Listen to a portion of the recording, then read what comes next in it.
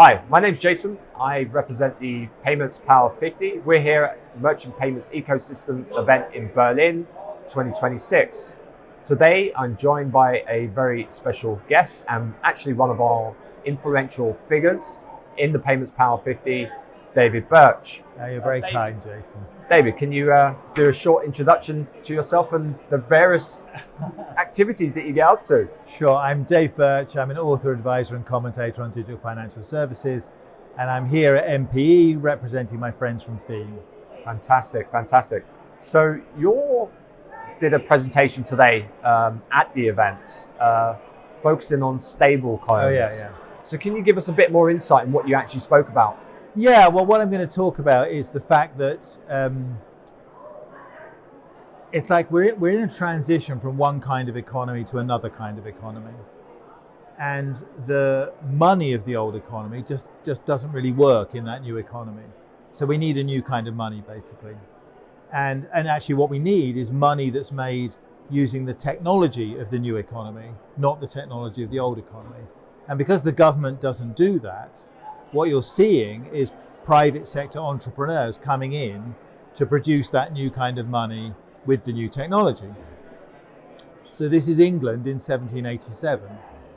And what you see is the production of copper currency.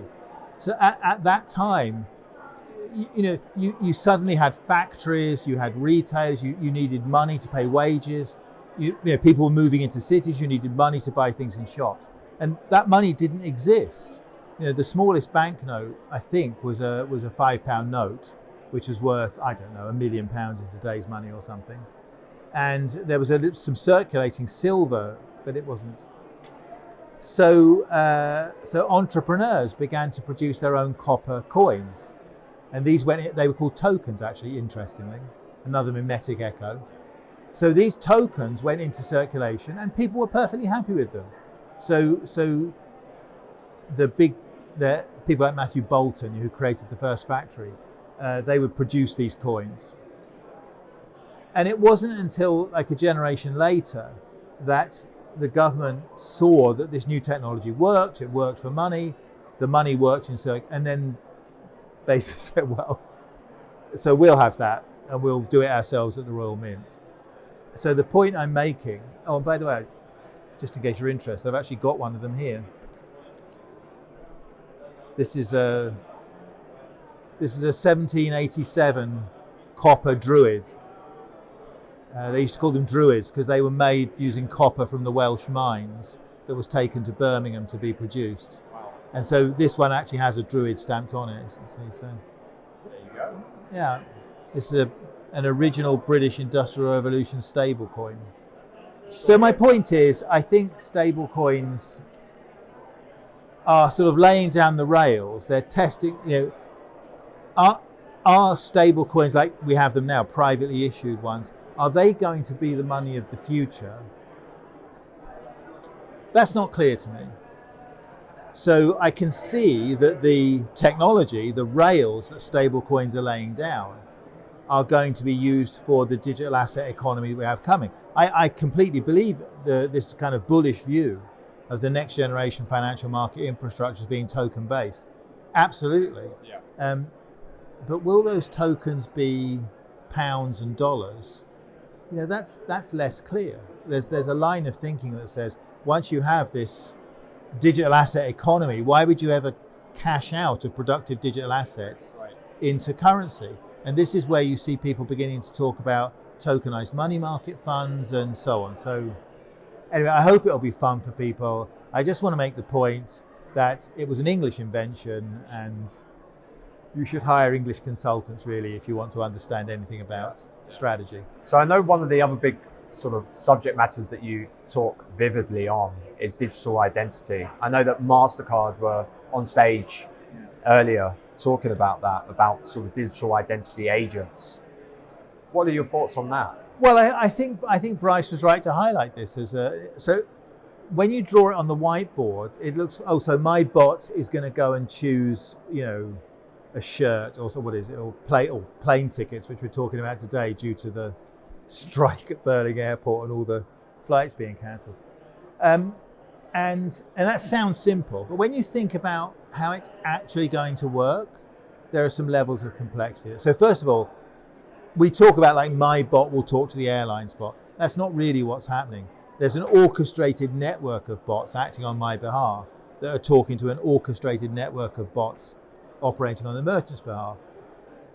How do those merchant bots know that this bot network is allowed to do what? In fact, how do they know, my bot, hello, I'm the Martin Lewis Money Supermarket bot. I'm looking for a new ISA for Dave. Well, how do you know that's the real Martin Lewis Money Supermarket bot? How do you know it's not been tampered with by North Korean undercover agents? How do you know it's actually acting on my behalf and not on somebody else's behalf?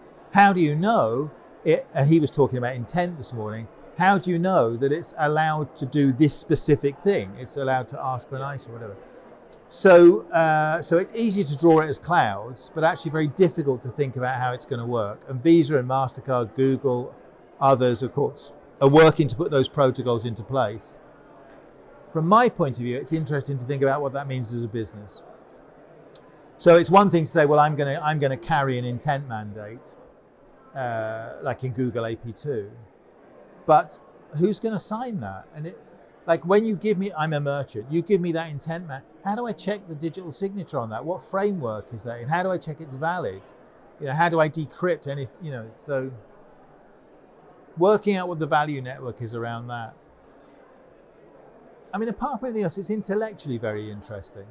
But, I mean, to know that it's the Martin Lewis Money Supermarket bot, you've got to know what the Martin Lewis company is, which means you need know your, as well as the KYA, you need the KYB, the know your business kind of stuff. And for that to be valid, you need to know, well, who's Martin Lewis?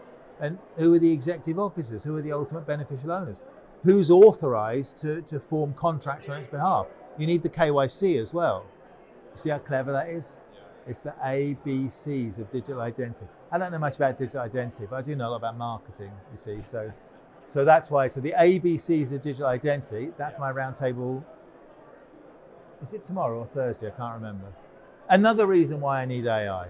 So coming on to AI, agentic AI. Agentic, huge. Yeah, when, David? I mean, I don't consider myself an expert on e-commerce. I mean, everybody thinks they're an expert on e-commerce because they buy things on Amazon. I don't think that's really but I have spoken to people who are experts on e-commerce, and they said actually the retailers have got a bit of a shock coming. Yeah. Because most shopping is quite boring, and you'll hand it over to bots as soon as you can. Like, you don't care that much about socks. Like when you need some new socks, they tell the bot, go and get some, like, what size, what kind of size, just go and get some, like, you couldn't care less whether they came from Timbuktu or around the corner, it doesn't matter. A lot of shopping's boring, sort of thing.